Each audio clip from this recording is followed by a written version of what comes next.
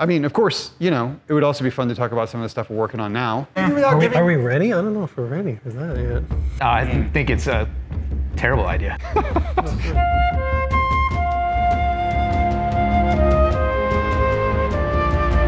Welcome to Forged in Aeternum, where we talk about all things New World. I'm your host for today's session, Mike, joined by Charles and Rob, and today we're going to be talking about lore.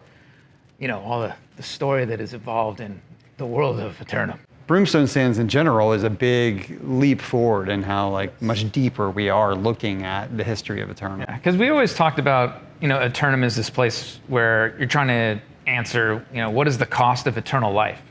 And we started that with Jonas, like getting glimpses of it and kind of like his madness. And then you're kind of seeing like, you know, what happens to a being who's been here for this long and tries to store that much in their brain and how they could potentially break. So I think that's kind of, you know, really interesting. Yeah. Yeah, well, we talked about how the human brain is not designed to store information for longer than about 100 years, and once you go over that, you start seeing errors. You start seeing. I shouldn't care if I forget, is what you're saying. I guess, yeah. It kind of, I guess that for some of us, maybe it's only like 20 or 30 years of actual memories that we can store. 5. Yeah. And now the internet's around, I feel like I store like 20% of it's offloaded somewhere else. Yeah, we don't have a accessible smartphone in Aeternum. No, but we don't need that there. No. We have this. We have these glyphs, right? The glyphs are a cool thing where like the lore and the gameplay are like intertwining more maybe than we've done in the past. Where like you're doing this thing, there's a narrative reason you're doing this stuff, but it's also like I'm getting rewards and I'm getting like stuff that like it makes me want to go find some of this stuff and dig it out, not just for story reasons, even though that's a good reason. But. Yeah, it unlocks little mysteries and new places you can get to in the game that you can't get to anywhere. It's that encouragement to just explore, and we didn't take everything at face value. There's some, depth to everything. Well, and it like connects to like, oh, I'm gonna do this like climbing puzzle and like find this thing in sort of a weird spot and behind a waterfall or wherever, and it like encourages like, oh, I actually got something cool, learned a little bit of story, and I found this like what feels almost like a hidden space. Yeah, I think those are cool. Yeah. And then we could also talk about the big picture main storyline, what's revealed in Brimstone Sands, and the reveal with Adiana and what she's up to. Right. I mean, we started with adventure, conflict, corruption, and now we still have adventure, and there's still conflict, but now it's changed and shifted. So corruption, not as big a story, and now the angry Earth are rising, and you have to deal with that threat.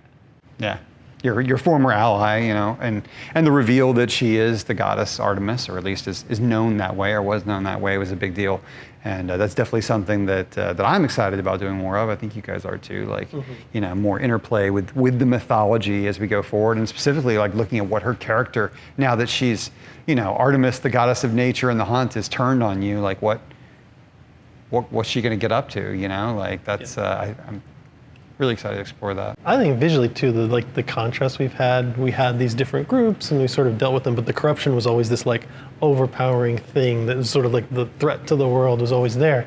And now it's starting to shift a little bit, like something else is starting to be that threat, which is nice artistically because we can like, okay, let's get away from all the red and the dark corruption. Let's do something a little different. And I think there's a lot of room.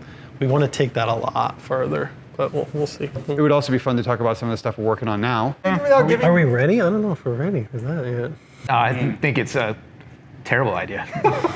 We could co-develop with the community. We could be like, hey, what do you guys think Adiana should do next? And then we just make it like a vote. We can make it like a vote thing. They just pick where the quest goes. Choose your own adventure style. I think they would take that. I'm sure it would go well. Don't you?